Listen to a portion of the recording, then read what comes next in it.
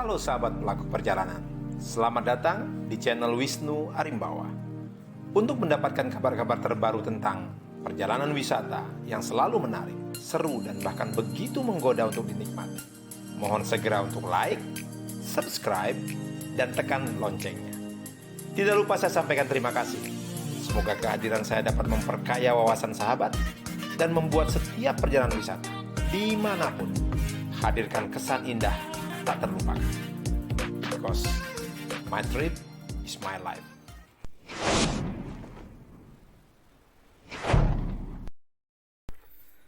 Selamat pagi dari Bali.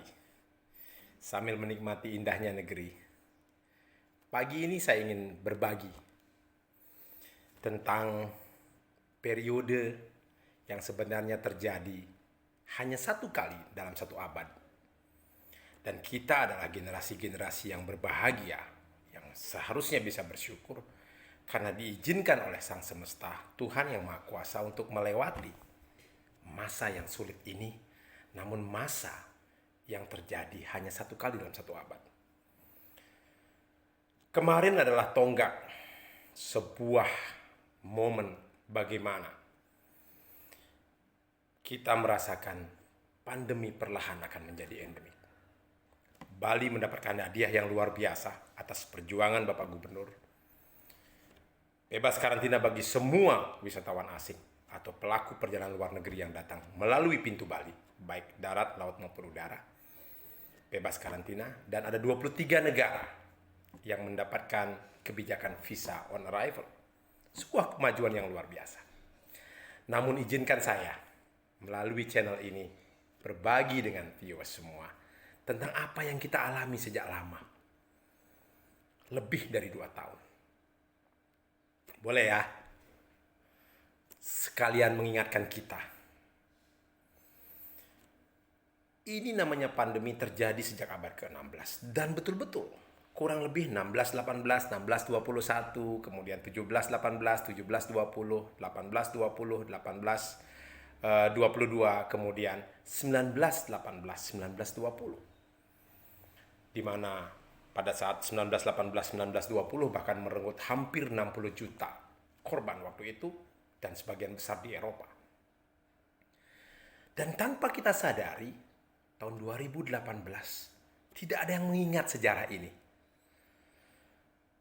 Hadirlah yang namanya pandemi COVID-19 yang pertama kali terjadi di Wuhan bulan Desember tahun 2019 sudah kita dengar. Sudah kita mulai dengar. Pertanyaan saya yang pertama kepada viewer semua, siapa yang akan mengingatkan kita nanti tahun 2118 bahwa pandemi seperti ini akan terjadi? Ajaib ya, tiap abad. Dan kita berhak mendapatkan kehormatan sebagai orang-orang terpilih melewati ini. Desember 2019 kita mendengar berita itu di Wuhan. Sebagai pelaku bisnis perjalanan wisata, kami sudah confirm 129 orang untuk mengambil trip Singapura Johor Bahru, Malaysia, 3 hari 2 malam. Pesertanya dari seluruh Indonesia.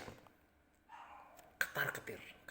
Wuhan sudah mulai, negara api sudah mulai menyerang. Di sana sudah ada isolasi, di sana sudah ada lockdown dan sebagainya. Saya yakinkan klien untuk bisa tetap terbang karena tiket sudah dibeli, semua sudah dipesan, dan sebagainya. Akhirnya kami jalani. Kami bisa melaksanakan program itu sampai tanggal 9 Januari 2020 baru saya bersama tim kembali ke Bali, semua peserta kembali ke seluruh Indonesia sebelumnya. Setelah itu melewati hari-hari yang semakin menegangkan. Banyak negara-negara kita sudah kena. Malaysia kena, Singapura kena, Thailand kena. Bahkan waktu itu kalau tidak salah saya ingat, ada beberapa negara yang bertanya-tanya, kenapa Indonesia tidak kena padahal penduduknya 270 juta? Dalam hati kita memang tidak kena kok. Ataukah kita dituduh menyembunyikan sesuatu informasi kepada dunia agar kita terkenal atau dikenal top safe sebagai negara yang dikunjungi untuk traveler? concern saya sebagai pelaku perjalanan wisata di sana. Karena memang belum begitu terasa. Walaupun terus kita mengikuti perkembangan di luar negeri. Maret 2020, dari seorang ibu umur 63 tahun kalau nggak salah di Depok, dan juga putrinya adalah 2 kasus pertama di Indonesia, bahkan diumumkan oleh Bapak Presiden Jokowi. Gemparlah Indonesia. Kita sudah berada dalam zona terpapar pandemi. Setelah itu April mulailah prokes. 3M kita dengar dari mana-mana. 3M, kemudian ada 5M dan sebagainya. Lalu ada kemudian bulan puasa, kemudian arus mudik lebaran. Juni Juli terjadilah gelombang pertama yang sangat tinggi. Kita tegang. Sudah mulai kita dengar kematian. Angka keterisian rumah sakit, angka kematian dan sebagainya semakin tinggi, semakin serius. Kami di bisnis perjalanan wisata bingung bagaimana caranya. Di sanalah kami mulai mendengar arahan-arahan dari pemerintah, dari Kementerian Pariwisata untuk mulai kita adaptif, kemudian kreatif, inovatif, dan kolaboratif terhadap pandemi ini agar tetap bertahan. Izinkan saya share sedikit perhatian yang begitu besar dari Kementerian Pariwisata untuk membangkitkan dunia pariwisata Bali yang bulan-bulan itu sudah mulai betul-betul terpuruk. Pegawai-pegawai pekerja pariwisata dirumahkan, hotel-hotel kosong, kota sepi, legian sepi. Saya juga beberapa kali mengupload video-video tentang bagaimana sepinya destinasi utama di Bali ini. Lalu ada hiburan yang luar biasa dari pemerintah kita. Juli mulai diumumkan, kemudian September sampai November ada yang namanya acara We Love Bali. Itu kurang lebih ada 400 orang Bali yang kita ajak berwisata di Bali untuk menggerakkan ekonomi Bali saat itu juga dengan dana APBN, dengan dana Kementerian Pariwisata. Luar biasa, karena saat itu juga kita bayar hotel, pegawai hotel bekerja, restoran, pegawai restoran bekerja, dan seterusnya. Luar biasa. We Love Bali, izinkan saya mengingatkan bahwa kita berterima kasih pada pemerintah pusat saat itu. Karena kalau kita promo, kalau kita adakan yang lain, berbeda. We Love Bali adalah saat itu juga hadirkan manfaat bagi masyarakat Bali.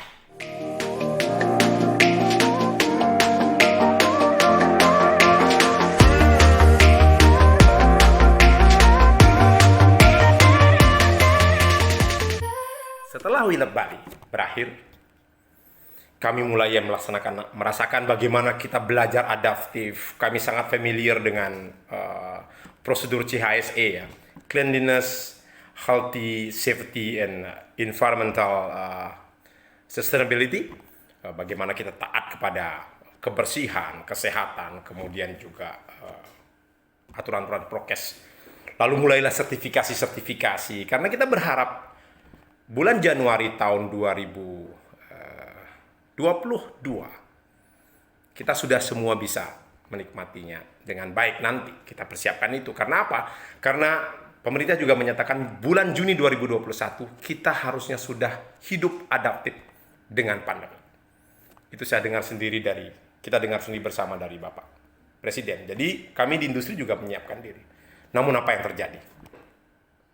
Luar biasa. Memang karena 1 tahun tidak ngetrip, terutama pelaku-pelaku perjalanan dalam negeri, tentu mereka ingin keluar.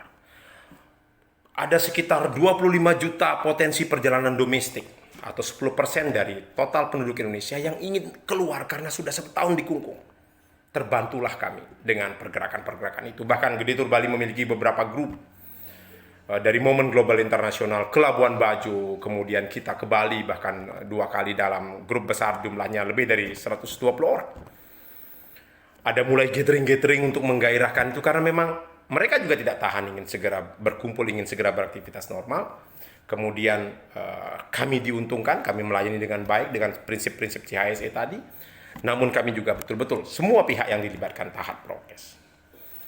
Lalu kembali, ternyata pandemi semakin keras.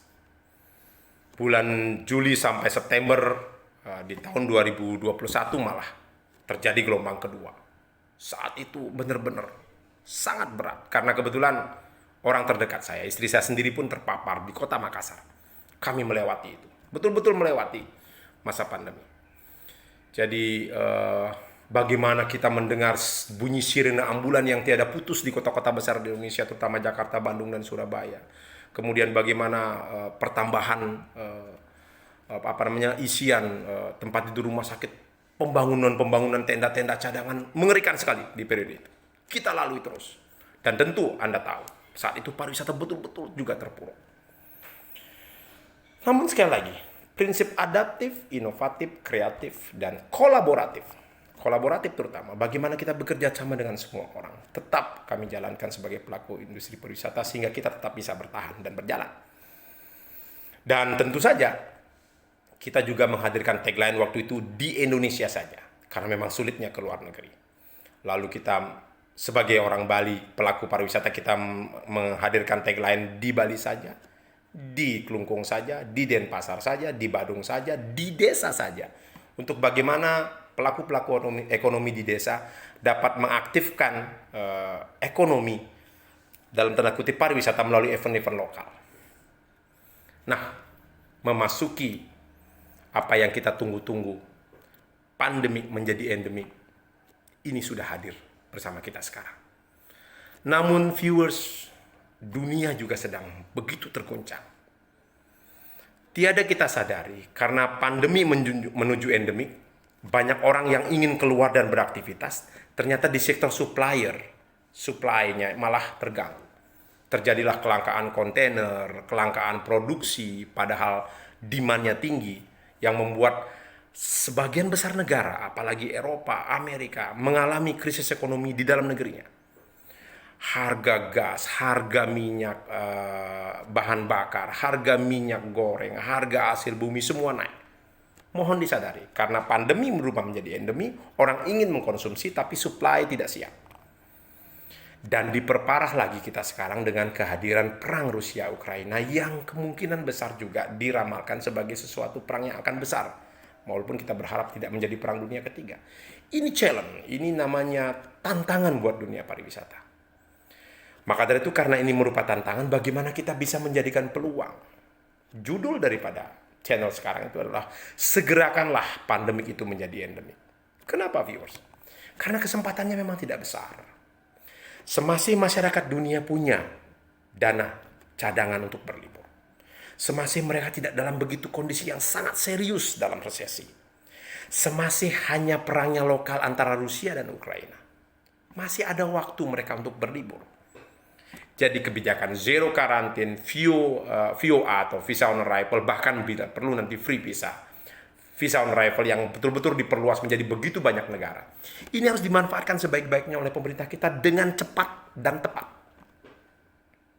Bukan kita abai dengan prokes, tetap dengan prokes.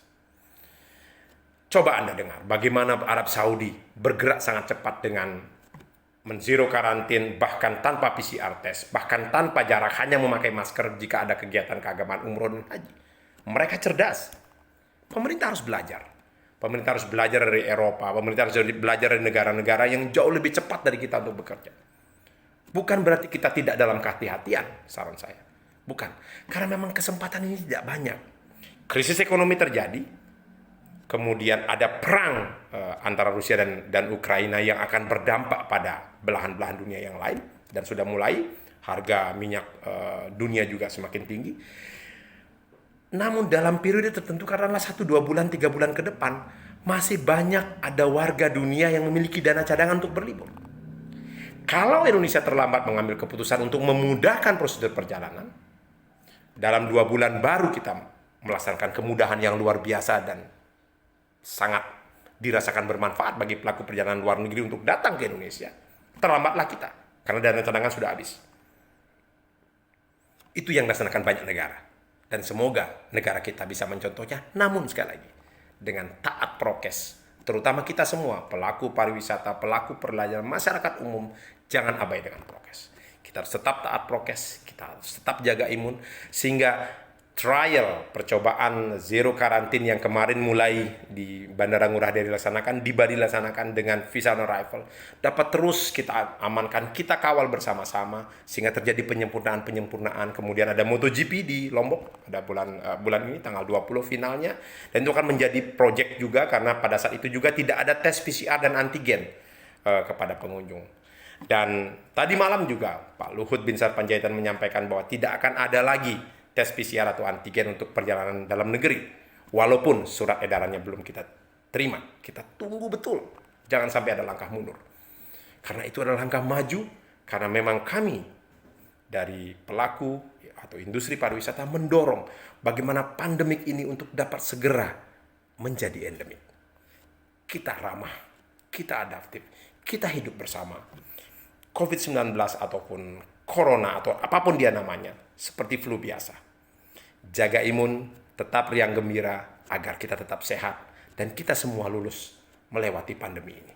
Sekali lagi, kita adalah orang-orang terpilih di abad ini untuk melewati pandemi. Syukuri, walaupun begitu berat, sebenarnya kita lalui. Itu sharing dari Bali, mensyukuri keadaan yang sudah kita lewati sejak Desember 2019 sampai hari ini yang akan terus kita kawal. Jujur saya share juga di sini bahwa sebenarnya rebound dalam bisnis pariwisata diperkirakan tahun 2024. Jadi 2022 ini sebenarnya kita lagi trial and trial, mudah-mudahan krisis ekonomi dunia tidak terlalu serius. Kemudian 2022 akhir sebenarnya akan mulai ada terasa peak season, di sana ada Christmas, ada tahun baru. Lalu 2023 kita sebulan mulai menormalkan kembali semuanya, kita promo, ekonomi juga dunia mulai tumbuh lagi. 2024 baru akan rebound, baik itu bisnis pariwisata, bisnis perjalanan, maskapai dan sebagainya. Semoga kita harapkan demikian. Maka dari itu semoga sharing ini bermanfaat kepada kita semua sehingga kita dapat menyiapkan diri bagaimana kita menyambut rebound dunia pariwisata tahun 2024 nanti. Salam tangguh. Tetap jaga prokes, tetap jaga imun, agar kita semua lulus melewati pandemi. Terima kasih dari Bali. Salam damai. Om Santi, Santi, Santi.